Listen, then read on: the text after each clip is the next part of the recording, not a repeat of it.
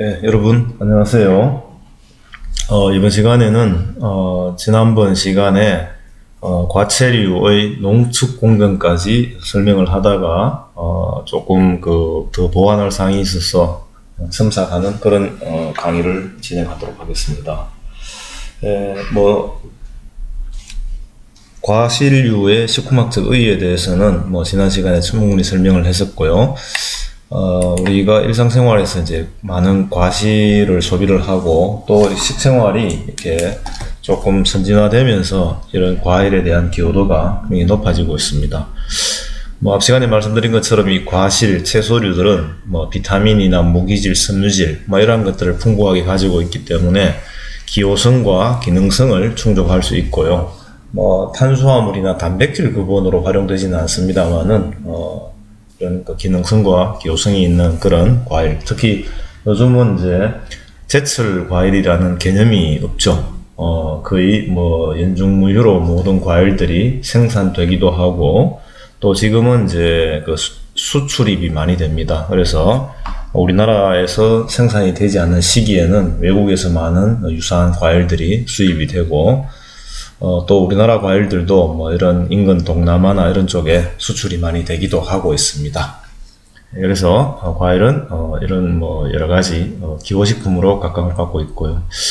과일의 분류는 저번 시간에 말씀을 드렸고요. 과일이 갖고 있는 성분 중에서 가장 이제 선호도가 있는 것들이 바로 이 단맛을 가지는 이런 칼로리가 있는 글루코즈, 프락토스, 슈크로스, 당분, 특히 이 과일에는 글루코즈, 프락토즈가 많이 있죠. 그래서 또 농축 과정에서 이 두 가지가 결합이 되어서 또 슈크로즈가 검출되기도 합니다만은 이런 당분들, 그 다음 이제 이 슬라이드에서 보시는 것처럼 자, 우리 레몬이 있는 레몬, 이 신맛을 이렇게 인상을 찌푸리게 만드는 신맛, 사워한 이 맛 자체가 과일의 고유한 맛이죠. 그래서 이러한 것들은 이제 숙성이 되면서 조금 숙도가 진행되면은 신맛이 감소하고 단맛이 증가하는 이런 쪽으로 이제 과일이 숙성이 되고 있습니다. 그래서 필요에 따라서 우리가 미숙된 과일을 활용을 해서 매실 같은 경우에는 이제 여러 가지 식품으로 활용을 하기도 하지만 또 완숙이 되어야지만이 활용할 수 있는 그런 과일도 로 분류를 할 수가 있겠습니다. 이런 유기산의 종류와 특성에 대해서는 여러분들이 반복해서 조금 이렇게 인지를 해주시면 좋을 것 같고요. 아스틱, 옥살릭, 락틱, 석시닉, 말릭, 타타릭, 시트릭 이러한 것들을 제외하고는 우리가 식품에서 과일에 유래하는 것들이 아닌 일반적으로 염산 그리고 황산 그리고 여기에 있는 젖산 같은 경우는 발효에 의해서도 많이 만들어집니다만은 대부분의 신맛들은 과일들이 가지고 있는 고유의 산미라고 할 수가 있겠습니다. 네, 조금 더 구체적으로 한번 보시고요. 실제로 이제 이런 신맛들을 각각을 이렇게 물에 희석을 해서 맛을 보게 되면은 각각의 특이한 맛을 그렇게 가지고 있습니다. 그래서 이러한 것들을 분석을 해보게 되면은 이제 여기서 유기산을 분석하게 되면은 이제 여러분 얘를 AC2로 화이트 와인의 유기산 분석 결과가 있는데 이런 HPLC라는 장비에 주사기 실린저로 이렇게 미량의 산을 집어넣게 되면은 이렇게 이제 그래픽이 됩니다. 이렇게 좀 쉽게 말씀드리면은 사람으로 말하면 이제 달리기 시합을 시키는 거죠. 러닝을 시키게 되면은 이제 빨리 나오는 사람과 늦게 나오는 사람 이렇게 이제 선별을 할 수 있겠죠. 이렇게 리퀴드 상태로 이렇게 크로마토그램을 그려줌으로 인해서 분해를 해서 이렇게 유기산을 분석하는 장치들입니다. 이렇게 보시는 것처럼 피크가 다양하게 많이 있습니다. 이런 것들의 면적을 계산해 보게 되면 함량을 이제 역으로 환산할 수 있는 것이 유기산 분석 방법인데, 이런 화이트 와인에도 보면은 시트릭, 타타릭, 말릭, 석시닉, 락틱, 아스틱 이런 것들도 많이 있는데, 자 여기서 만약에 아스틱 애시드가 여기서 많이 나오면 어떻게 될까요? 술이 쉬어서 변질이 일어나는 거죠. 그래서 식초인 경우에는 아스틱이 많이 나와야 되겠지만 화이트 와인 같은 경우에는 아스틱이 많이 나오면 곤란하겠죠. 그래서 이런 유기산을 분석함으로 인해서 발효식품, 과일 이러한 것들의 성질을 좀 많이 파악할 수가 있습니다. 예. 그 다음 우리가 색소 성분, 지용성, 수용성에 대한 설명을 했었고요. 자, 이런 이제 과실에 대한 기본적인 그 설명을 여러분들이 이해를 하셨고, 그 다음 이런 이제 과실들이 저장 중 과실의 성분 변화 크게 4가지가 있습니다. 자, 이렇게 저장 중에 품질이 나빠지거나 변질이 일어나거나 이렇기 때문에 이러한 것들 우리가 가공을 하게 됩니다. 그래서 이번 시간 수업에서는 이런 그 가공을 하는 공정 중에 가장 대표적인 것이 주스를 착즙해서 싱글 상태로 바로 이렇게 음용을 하는 100% 주스가 있겠고, 또는 이걸 농축을 해서 보관을 했다가 여러 식품의 원료로 활용하는 그런 경우가 있습니다. 자, 그럼 그걸 하기 전에 품질이 열화되는 것들 4가지를 먼저 살펴보게 되게 되면은, 첫 번째가 정산작용, 그리고 두 번째가 호흡작용. 특히 호흡작용에서 Q10이라는 용어가 나옵니다. 이것은 하나의 단위이죠, 단위. 그래서 온도 10도씨가 상승하는 데 따른 호흡량이 얼마만큼 변하느냐를 나타내는 지수를 Q10이라고 얘기를 합니다. 그래서 이건 실제로 이제 과실의 저장 중에서 품질 변화를 체크하는데 아주 중요한 인디케이터가 됩니다. 네, 세 번째 이제 후숙. 자, 우리 미숫가루 가져와서 후숙을 시키는 것들이 대부분 많이 있습니다. 가장 대표적인 바나나라고 얘기를 했었고요. 그 다음 이제 네 번째 또 호흡률이 급상승하는 걸 갖다가 클라이막테릭 라이즈라고 해서 어느 시간이 되면 호흡이 급격히 일어납니다. 자, 그러면 이 호흡률이 급격히 일어나는 과실과 다른 과일을 같이 보관하면 어떻게 될까요? 네, 숙성과 이런 것들이 굉장히 빨라져 버리겠죠. 그래서 이러한 것들을 저장할 때 클라이막테릭 라이즈가 있는 과실과 없는 과실을 구분해서 이렇게 저장을 하는 데서는 굉장히 중요하게 활용을 하고 있습니다. 그래서 이런 그 기준들은 나중에 여러분들이 좀 더 구체적으로 배울 수 있겠고요. 이럼에도 불구하고 과실은 저장 중에 많은 손실이 발생됩니다. 그래서 우리가 과실을 이용해서 가공하는 제품들 중에 일반적으로 통조림이나 병조림이나 그다음 주스, 또 말린 건포도 여러 가지가 있겠습니다만은, 산업적으로 이제 우리가 가장 널리 접할 수 있는 그런 것들에 대해서 이번 시간에 설명을 하도록 하겠습니다. 자, 앞 시간에 한번 설명을 했습니다만은, 이제 실제로 이게 굉장히 좀 자세히 듣지 않으면 좀 어려운 공정입니다. 그래서 자, 여러분이 먼저 이해를 하셔야 될 부분은 이 공장에서 공장에서 일어나는 그 행위입니다. 그래서 원료가 입고가 된 다음에 마지막에 이게 반제품까지 만들어지는 과정 속에서 물질 수지 밸런스라는 것이 있습니다. 머티리얼 밸런스라 하는데, 자, 원료가 얼마 들어와서 완제품이 얼마나 만들어지고 중간에 폐기물로 나가는 양이라든지 증발되는 양이라든지 이러한 것들을 이제 합쳐보면은 그 질량 보존의 법칙에 의해서 매트리얼 밸런스가 맞겠죠. 그래서 이러한 것들을 조금 쉽게 도표로 한번 만들어 본 그 슬라이드인데, 자세히 보시면 별로 어려운 내용이 없는데 이렇게 보면 작은 글씨로 많이 있기 때문에 조금 어려울 수가 있습니다. 그래서 자, 이번 시간에는 제가 한 가지씩 설명을 드리겠고요. 이 공정에 대해서는 아마 과제물이나 중간고사 시험에 요 한 단락을 가지고 과제물 시험을 준비를 하셔야 될 것 같습니다. 자, 왜 그런가 하면은 이 공정 하나를 여러분들이 이해를 하시게 되면은 모든 생산 공장에서 이루어지는 프로세스가 스텝별로 이해를 할 수가 있습니다. 이런 과정 속에서 품질을 관리하는 것이 바로 QC, Quality Control이라고 그러죠. 그 다음 이렇게 꼭 과일이 아니라도 우리가 모든 식품 공장에서는 이런 과정들을 프로세스 거의 유사한 과정을 거치게 됩니다. 그래서 여기 보시면은 이제 네모표, 그 다음에 다이아몬드표 이런 식으로 해서 이제 인풋 아웃풋에 대한 프로세스가 있는데, 자, 이게 지금 비대면 수업이라서 제가 이렇게 정확한 포인트 지를 쓸 수가 없는데, 자, 지금부터 시작하겠습니다.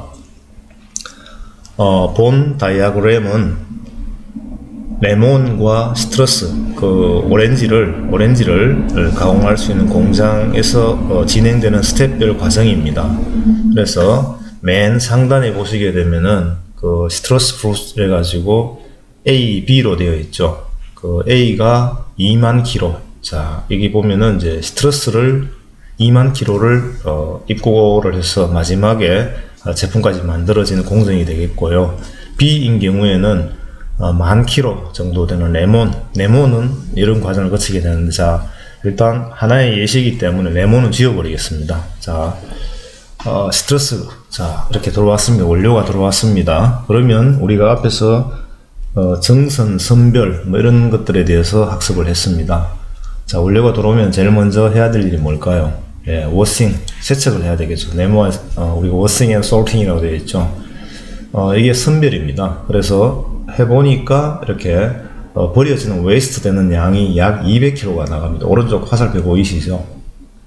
예, 그러면은 2만 킬로에서 200kg가 이미 로스로 이제 발생이 된 거죠. 자, 그러면은 이제 다시 아래 그림에 보면은 소팅이 된 원료가 왼쪽에 A 보게 되면은 19,800kg입니다. 보이시죠? 예, 그럼 200kg는 빠졌으니까 이제 이런 식으로 이제 그 로스가 만들어지는 과정이니까 이 수치는 절대 중요한 것이 아닙니다. 이렇게 감소된다는 개념만 여러분들이 이해하시면 되겠습니다.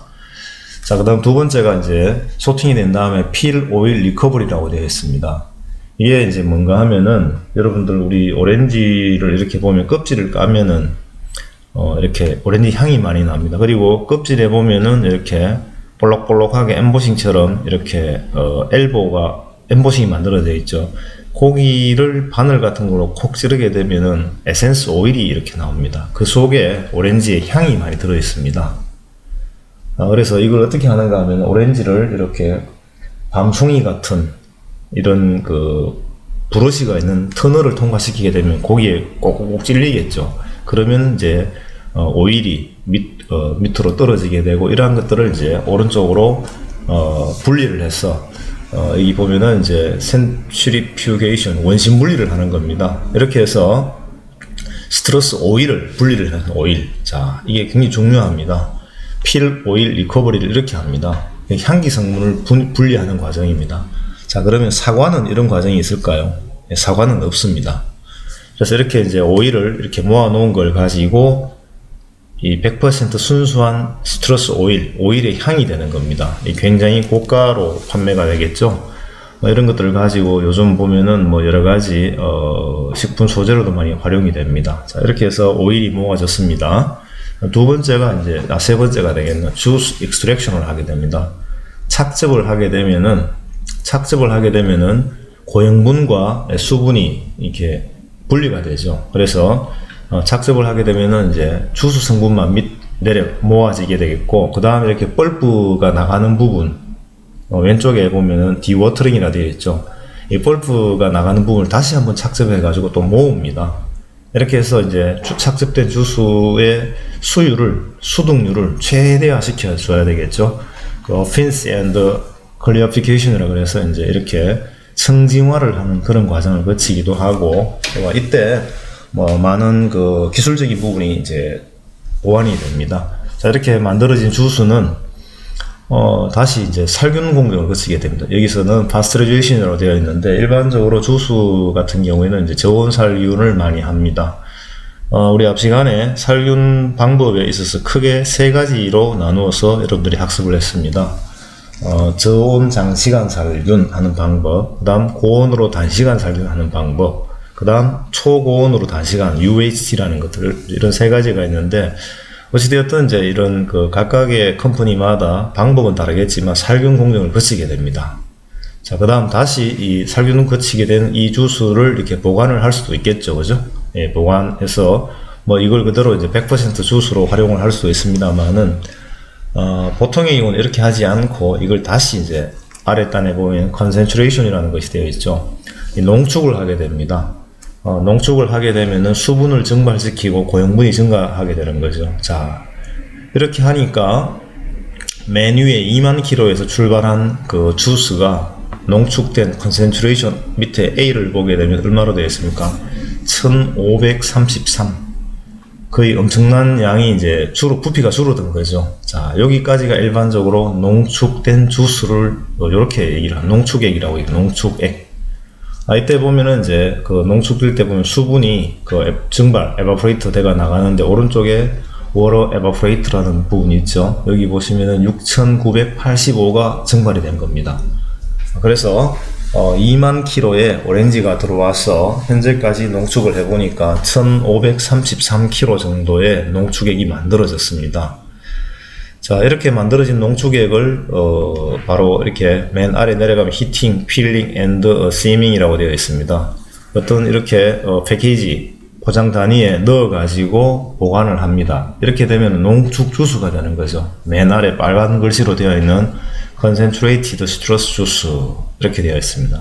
자, 2만 킬로의 원료가 들어와서 중간에 워싱하고 뭐 이렇게 하다 보니까 로스가 나고 수분 날아가고 하다 보니까 농축액으로 나온 것은 마지막에 1353kg만 나왔죠. 그래서 대체적으로 이렇게 보면은 뭐 약 한 7배 가까이 농축이 된 거죠. 그 다시 700kg 정도 있던 것이 100kg로 부피가 줄어든 것이죠. 자, 이렇게 했을 때 장점이 뭘까요? 당 농도가 높아지게 되면은 삼투압에 의해서 보존성이 좋아집니다. 그 다음 부피가 줄어들기 때문에 물류비가 적게 드는 거죠. 이렇게 해서 우리가 대부분 활용하는 주스들은 이렇게 농축된 주스를 이용해서 다시 나중에 물을 이렇게 희석을 하는 거죠. 그럼 이걸 환원시킨다 그러죠. 그래서 원래 상태만큼 물을 더 이렇게 추가해서 그 다음 이때 이제 보면 우리가 위에서 필 오일 리커버리 했던 오렌지 향을 다시 이렇게 브랜딩을 하게 됩니다. 이렇게 해서 일반적으로 우리가 시판되고 있는 오렌지 주스나 이런 것들은 이런 식으로 대부분 만들고 있습니다. 실제로 미국 캘리포니아에서 오렌지를 수입할 때 오렌지를 가져오면은 부피나 저장성 때문에 문제가 있는데 대부분의 오렌지 주스는 이렇게 농축액을 가져와서 이렇게 환원을 하기도 합니다. 자, 그러면 이제 여기서 첫째 워싱을 하고 그 다음에 중간 두 번째 필 오일 리커버리를 하고 주스 착즙을 합니다. 그 다음 청진화를 시키고 살균을 하고 다시 농축을 하는데 뭐 이런 과정을 통해서 이제 농축 주스를 만들기도 하고 또 왼쪽에 보면 프로즌 컨센트레이티드 시트러스 주스라 되어 있습니다. 자, 이건 이제 농축을 하는데 그 동결을 시키는 거죠. 그래서 이제 이런 우리가 슬러시라든지 이러한 것들을 만들 때는 또 동결해서 보관을 이렇게 하기도 합니다. 그래서 이 다이어그램에서 보여주는 것은 오렌지 주스가 들어와서 선별이 되고 그 다음 향기 성분을 회수하고 주스를 착즙하고 살균을 하고 청진화를 하고 살균을 하고 그 다음 다시 또 농축을 하고 이렇게 마지막에 컨센트레이티드 시트러스 주스가 만들어지는 과정의 스텝을 이렇게 설명을 한 내용입니다. 그래서 여러분들이 이제 자, 이 그 다이어그램에서 전처리 과정에서 이제 우리는 모든 과일이나 이런 것들을 장기간 보존하기가 어렵기 때문에 이런 전처리 과정을 거치게 되고 농축 과정을 통해서 자, 이런 농축액을 가지고 다양한 용도로 많은 제품들이 만들어지고 있습니다. 이러한 것들은 가장 대표적인 것이 주스. 주스를 이렇게 보시게 되면 100% 주스가 있습니다. 그 다음 또 어떤 주스에 보면은 NFC라 그래서 그 Not Frozen Concentration 이렇게 이런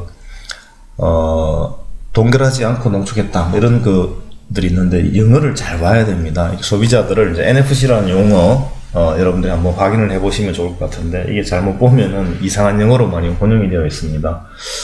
뭐 이렇게 해서 이제 우리가 먹는 주스는 100% 오렌지 주스일 수도 있고 또 대부분은 이제 오렌지 주스 함량이 일부 들어가면서 거기에 뭐 여러 가지 당분이라든지 산이라든지 향이라든지 이런 것들이 들어가서 감이 조합된 이런 그 주스가 많이 있습니다. 그래서 자, 이 공정에서 여러분들이 봐야 될 것은 농축 과정까지의 공정, 그 다음 이런 농축액을 활용한 제품들, 주스, 그 다음 뭐 우리 요즘 홈쇼핑 같은 데 보면은 이렇게 젤리 많이 나옵니다. 석류 젤리 많이 나오죠. 이런 것들도 농축액을 가지고 활용을 하고 또 아이스크림 소재라든지 그 다음 이 유제품에 이렇게 애드한다든지 여러 가지가 있습니다. 그래서 여러분들이 이 공정 전체를 간단한 개요를 이해하시고 그 활용 제품에 대해서 한번 자료를 좀 찾아서 공부를 좀 하시면 좋을 것 같습니다. 이런 과정을 통해서 이제 우리가 일반적으로 과실류들은 농축액을 많이 만드는데 채소류도 마찬가지입니다. 우리가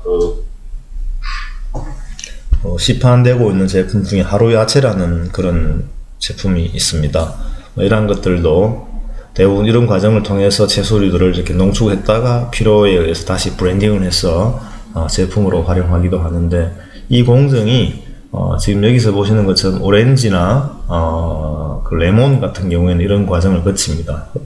필 오일 리커버리를 하고 하는데, 사과는 똑같은 공정을 거치지만 이런 필 오일 리커버리를 할 수 없기 때문에 농축을 할 때 날아가는 향기 성분을 다시 이렇게 응축을 해서 리커버리를 하는 그런 기법이 활용이 되고 있습니다.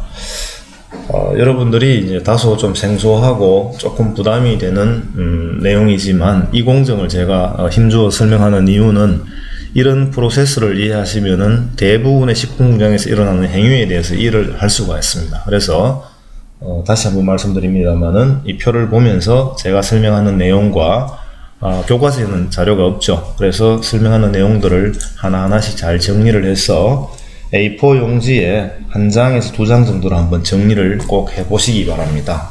이렇게 한번 정리해 두고 나면은 용어 하나하나까지 정리를 하고 나면은 이러한 것들을 이해하는 데 많이 도움이 될 겁니다. 자, 그러면은 우리가 이제 뒤에 제가 설명을 할 건데, 과실에 있어 당도라는 표현이 나옵니다. 브릭스. 자, 브릭스 10인. 우리가 일반적으로 과일이 먹으니까 좀 단맛이 있다 정도 느껴지면 브릭스가 보통 10에서 12 정도입니다. 근데 좀 달달하고 느껴지는 것들은 한 17 이렇게까지 가죠. 그래서 과실의 당도를 측정하는 단위가 브릭스입니다. 브릭스. 뒤에 또 설명을 하겠습니다만은, 그래서 브릭스가 오렌지 주스 같은 경우 10 정도 되는 당도에 있어서 마지막에 왼쪽에 여기 보면은 이제 블렌딩을 해서 40 브릭스까지 농축을 이렇게 했죠. 이렇게 된 보면은 표에 40 브릭스라는 용어가 나옵니다. 그래서 이렇게 이제 보관을 하다가 이렇게 슬러시 같은 형태로 활용을 하기도 하고 하는데, 이런 얼리지 않고 보관하는 걸 프로전, 난 프로전 컨센트레이트 주스라고 얘기를 합니다. 그래서 NFC라는 얼리지 않았다 이런 의미가 되겠는데, 그런 용어들까지 잘 한번 정리를 해주시길 바라겠습니다. 자, 그러면은 이제 이런 공정을 오퍼레이팅 할 때 있어 여러 가지 팩터들이 있습니다. 자, 이런 공장 팩토리에서 제일 중요한 것이 이제 프로덕션 레이트, 수율이라고 할 수 있겠죠. 생산성. 하루에 얼마를 생산할 수 있겠으며 시간당 얼마를 생산할 수 있겠는가 하는 것이 이제 생산 능력입니다. 그죠? 그래서 프로덕션 레이트가 중요하고요. 그 다음 이제 두 번째가 이 제품을 어느 정도 농축을 해야 되느냐. 자, 이게 물을 증발시키려 하다 보면은 이제 마지막에 남은 드라이 고형분 함량까지 가다 보면은 이게 농축해야 될 정도가 나타납니다. Degree of concentration. 그래서 우리가 10브릭스 정도의 과실을 40까지 농축하는 것과 60까지 농축하는 것은 20브릭스 차이죠. 그러면 증발량이 많이 달라집니다. 보관을 할 때 점성이나 이런 걸 고려해서 농축 정도를 결정하는 것이 바로 Degree of Concentration Required라고 이제 표기를 할 수 있겠고요. 그 다음 이제 여러분 우리 집에서 주스를 짜가지고 이렇게 펄펄 끓이게 되면 어떻게 될까요? 농축이 되면서 증발이 됩니다. 그런데 어떨까요? 과일에 있는 고유의 향이나 색이 다 파괴되어 버리고 이렇게 굉장히 조금 품질의 열화가 일어나죠. 그래서 열에 대한 세 번째가 열에 대한 안전성. 그다음에 이제 이런 저항 시간이 어느 정도 시간이 필요한지, 온도라든지 농축을 할 때 온도, 시간, 저항성과 이런 열 안전성에 대한 상호 관계를 잘 알아야 됩니다. 그래서 일반적으로 우리가 농축을 할 때는 끓이지 않고 감압 농축을 합니다. 낮은 온도에서 압을 걸어서 하는 그런 이제 방법을 쓰기죠. 그래서 이제 이런 세 번째 항목도 단어 하나하나를 여러분들이 이렇게 잘 되새겨 보시면은 굉장히 중요한 팩터가 된다라고 할 수 있겠습니다. 그 다음 세 번째가 이제 향기 성분, 볼러타일 리커버리. 이게 아까 말씀드린 것처럼 사과나 오렌지나 이런 것들이 농축을 하게 되면 향이 다 날아가 버립니다. 그래서 이걸 어떻게 다시 이제 리커버리 해서 활용을 할 수 있는가, 이런 것들이 굉장히 중요하겠죠. 그래서 이 퀄리티에 대해서 굉장히 장치적으로 중요합니다. 제가 개인적으로 이제 이런 여러 가지 플랜트 사업, 공정을 설계하고 하는 일들을 이제 굉장히 많이 했습니다. 그래서 이 공정을 전체를 이렇게 설계를 하는 것은 우리가 오케스트라 지휘하는 것과 똑같습니다. 많은 전문성이 있는 연주자들이 있지만 그분들이 아주 완벽한 화음을 낼 수 있도록 조합을 잘 하고 리드하는 것이 지휘자죠. 이 플랜트를 하는 것도 마찬가지입니다. 공정 과정에서 이러한 요소들을 잘 이해하고 리드하는 것이 굉장히 필요하죠. 그래서 이제 이런 것들에 있어서 이제 보면은 뭐 에너지 효율, 시간당 예를 들어서 100km를 날리고 싶은데 증발시키고 싶은데 열 효율이 안 맞으면 불가능하죠. 이러한 것들을 다 계산하는 것이 바로 식품공학에서 기본적으로 하는 일들입니다. 또 아이러니컬하게 수학을 잘 하지 못해도 이런 공학적인 측면에는 또 수식들이 좋아가지고 조금만 노력하면은 이제 이런 에너지 효율 같은 건 역산이 가능합니다. 그 다음 이제 다섯 번째가 easy cleaning. 자, 앞에서 우리가 용어 중에 CIP라는 용어를 여러분들 아마 계속 반복해서 말씀을 드렸기 때문에 기억이 날 겁니다. 이런 프로세스 중에서 오렌지를 오늘 공정을 거쳤습니다. 근데 내일은 또 레몬을 합니다. 물론 이제 위생적으로 깨끗하게 해야 되는 것도 있지만 이런 CIP가 잘 제대로 되지 않으면 오렌지를 하고 레몬을 하면은 레몬에서 오렌지 향이 납니다. 그래서 이제 이런 이지한 클리닝이 굉장히 중요하죠. 그래서 이런 공정에서는 이제 이런 CIP 이런 것들이 굉장히 중요하고요. 그 다음 이제 또 여섯 번째 이렇게 심플리한 오퍼레이팅이 중요합니다. 자, 우리가 요즘 보면 자동차도 이제 오토매틱이 많이 있죠. 과거에는 스틱 이런 것들처럼 이렇게 지금은 이제 이 컨트롤 박스에서 이렇게 컴퓨터로 이렇게 오퍼레이팅을 다 합니다만은 어찌되었든 이제 이렇게 좀 오퍼레이팅 할 때 좀 이지해야 된다는 것. 그 다음 일곱 번째가 이제 size of evaporator, 이 농축기의 능력이 굉장히 중요합니다. 거기에 맞춰서 착즙을 농축기는 시간당 100kg밖에 농축을 못 하는데 앞에 전 공정에서 500kg를 만들어 버리면 어떻게 될까요? 품질 열화가 또 일어나겠죠. 그래서 이런 물질 수지 밸런스에 있어서 에바포레이터의 사이즈 규모는 굉장히 중요한 팩터가 되겠죠. 그 다음 여덟 번째가 가지고 사실은 이제 경제성입니다. 아무리 이렇게 좋은 장치라도 너무 비용이 높아지기는 곤란하겠죠. 이러한 이제 요소들을 다 감안하고 마지막에 가면 이제 프로덕트 퀄리티, 이제 품질이 또 제일 중요하죠. 그래서 이러한 여러 가지 요소들을 감안해서 앞에 보신 이런 슬라이드에 있는 공정을 이제 우리가 운영을 하는 거죠. 그래서 여기에 오렌지든 사과든 레몬이든 또 베리 같은 이러한 것들을 이제 많이 농축을 하고 활용을 하고 이런 과즙을 농축해서 활용하는 시장 규모가 엄청나게 큽니다. 그래서 이런 농축액을 수입해서 많이 쓰기도 하고 또 다른 제품 활용을 많이 하기 때문에 여러분들이 이 공정에 대해서는 좀 잘 이해를 해 두는 것이 제일 좋을 것 같고요.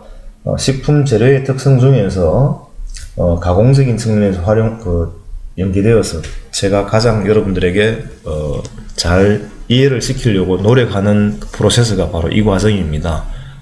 좀 어렵죠. 전체를 이렇게 이해를 하기 좀 쉽지는 않습니다만 한 번만 잘 살펴보게 되면은 다음에 여러분들이 나중에 식품 산업에 갔을 때 취업을 했을 때 어떤 공정을 보더라도 이 전체 프로세스에 대해서는 쉽게 이해를 할 수가 있습니다. 그래서 이 과정에 대해서 다시 한번 말씀드립니다만은 A4 용지에 한 장에서 두 장 정도로 한번 정리하면서 이렇게 잘 이해를 해 주시길 바랍니다. 그 다음, 자, 그러면 이제 이런 과실에 품질 측정을 하는 장치들이 있습니다. 우리가 어떤 과일을 고를 때 어떻게 고르죠? 눈으로 보고 또 이렇게 수박 같은 경우에 이렇게 톡톡 때려도 보고 이렇게 하죠. 근데 제가 개인적으로 우리나라에서 과실에 대해서 품질 관리가 제일 잘 되는 곳이 있더라고요. 보니까 코스트코에 가보면 과일과 채소, 특히 과일 같은 경우에는 전 세계적으로 이렇게 유통이 되고 있는 많은 과일들이 있는데 이 퀄리티가 굉장히 좋습니다. 코스트코에서 과일을 사면 실패를 거의 하지 않는데, 제 아는 후배가 과실 쪽에 MD를 하고 있어서 제가 한번 물어봤더니 이런 데이터베이스가 워낙에 잘 되어 있답니다. 그냥 눈으로 보고 순간적으로 판단하는 것들이 아니고 나오는 시기라든지 이런 데이터베이스를 활용해서 이렇게 하는데, 이런 데이터베이스를 만들려면 이러한 것들이 필요하겠죠. 자, 첫 번째 물리적인 측정. 자, 이 경도라 그래서 오른쪽에 보면 레오메타라는 이렇게 장치가 있습니다. 이 장치는 제 연구실에 있는 장치인데 20년 전에 제가 살 때 그 당시 한 5천만 원 정도 줬습니다. 이게 이제 경도부터 있고 뭐 단단한 정도, 이렇게 달라붙는 정도, 이렇게 모든 걸 체크하는 건데, 뭐 이렇게 딱딱한 경도를 체크하는데 아주 쉽죠. 이렇게 수치적으로 나타낼 수 있고요. 그 다음 이제 색상이 LAB 값이라 그래서 뭐 이런 명도, 적색도, 황색도 이런 정도 수치화를 시킵니다. 이렇게 물리적인 방법이 있겠고요. 그 다음 가장 이제 우리가 쉽게 하는 것이 이제 당도계라는 것입니다. 화학적인 당도계를 가지고, 당도계는 과거에 이렇게 이런 슬라이드 맨 아래에 있는 휴대용 굴절 당도계라 그래서 여기 파란색하고 흰색 차이가 있습니다. 이렇게 굴절률, 우리가 안경에다가 예를 들어서 꿀을 발라버리면 투과도가 떨어지겠죠. 자, 이렇게 빛이 굴절이 됩니다. 이런 원리를 이용해서 굴절 당도계 가지고 이제 많이 활용을 했고요. 지금은 이제 디지털 당도계를 많이 쓰기도 하죠. 여기 보면은 디지털 당도계에 눈금에 23.9가 나옵니다. 아주 정확하진 않지만 이런 이제 굴절률을 이용해 보면은 23.9 정도면 아주 잘 익은 포도의 당도가 이 정도 됩니다. 아주 잘 익은 경우, 뭐 이런 정도를 가지고 당도계, 그 다음 이제 신맛을 나타내는 산. 자, 이 신맛은 굉장히 중요한 지표가 되죠. 그래서 pH, 그 다음 이제 유기산. 이 산과 유기산은 뭐 같은 맥락에서 봐야 되는데, 과실에 있는 것들은 대체로 다 유기산이죠. 비타민, 펙틴, 색소, 향 이러한 것들을 분석해서 데이터베이스를 만들고, 수학 시기에 따라서 이런 것들이 데이터베이스가 되어서 굉장히 좋겠죠. 그 다음 마지막으로 이제 관능적인, 아무리 좋은 성분을 갖고 있어도 육안으로 봤을 때 모양이 좋지 않으면은 품질이 떨어지게 됩니다. 그래서 이런 관능적인 부분을 고려해가지고 이제 품질을 확인하게 되겠죠. 이런 것들을 통해서 이제 엄선된 과실을 가지고 생과로 판매를 하거나 또는 가공용으로 하거나 이렇게 이제 하는 것들이 되겠습니다. 여러분들이 나중에 이제 실제로 이제 이런 것들을 많이 접하게 될 것 같습니다. 네, 그 다음 이제 앞에서 우리가 과실의 저장 중에 일어나는 품질 변화 4가지에 대해 설명을 드렸고요. 이 저장에 대한 부분은 차후에 여러분들이 한 번 더 학습을 하게 되는데, 몇 가지만 그냥 조금 설명을 드리도록 하겠습니다. 우리가 저장하는 방법 중에서 대기 중에 있는 산소의 농도를 컨트롤 해주게 되면 호흡이 억제된다거나 좀 상대적으로 오래 갈 수 있습니다. 이렇게 하는 것들을 CA 저장이라고 합니다. 그러면 호흡이 좀 억제가 되겠죠. 그래서 CA는 Controlled Atmosphere라는 용어의 약자입니다. 그래서 이런 조건을 산소 농도를 좀 조절해줌으로 인해서 호흡을 억제해주는 방법으로 쓰기도 하고요. 그 다음에 이렇게 이제 폴리에틸렌 필름이나 이런 것들을 이제 포장지에 따라가지고, 우리 단감 같은 경우에 보면은, 상자, 포장을 또 이렇게 한 4개, 5개씩 개별 포장을 또 합니다. 그죠? 이런 것들, 볼 수가 있었을 겁니다. 사과 같은 경우에는 그렇게 개별 포장은 하지 않는데, 이렇게 해서 이제, 저장하는 방법. 그 다음, 두 번째, 압을 낮춰가지고, 우리 하는 방법. 세 번째, 이제 이렇게, 코팅을 하는 방법. 케토산이나 왁스 이런 것들. 이렇게 해서 이제 좀 저장하는 방법들이 많이 있는데, 이러한 것들 개별적인 강론은 여러분 식품 저장학 시간에 다시 한번 학습하실 기회가 있을 것 같습니다. 자, 이제 우리가 7장, 8장이죠. 이 채소류와 과채류에 대해서 이제 2시간에 걸쳐서 학습을 했습니다. 이런 것들이 여러분들 앞으로 우리가 탄수화물 구분, 단백질 구분보다도 기호성이 있는 이런 예를 들면 커피 시장과 차류의 다류, 그죠? 그 다음에 이런 과채류 이러한 것들이 소득 수준이 높아질수록 굉장히 이제 시장성이 커지고 있습니다. 그래서 이러한 것들을 여러분 잘 참조해서 학습을 하면 좋겠고요. 앞 시간에 걸쳐서 이제 2시간에 걸쳐서 수업을 했습니다. 그래서 제가 과제물이나 다른 공지사항을 통해서 공지를 하겠습니다만은 8장의 프로세스 전반적인 내용과 제 강의 내용을 한번 잘 정리해서 활용을 해주시길 바라겠습니다. 8장까지 강의를 마치도록 하겠습니다.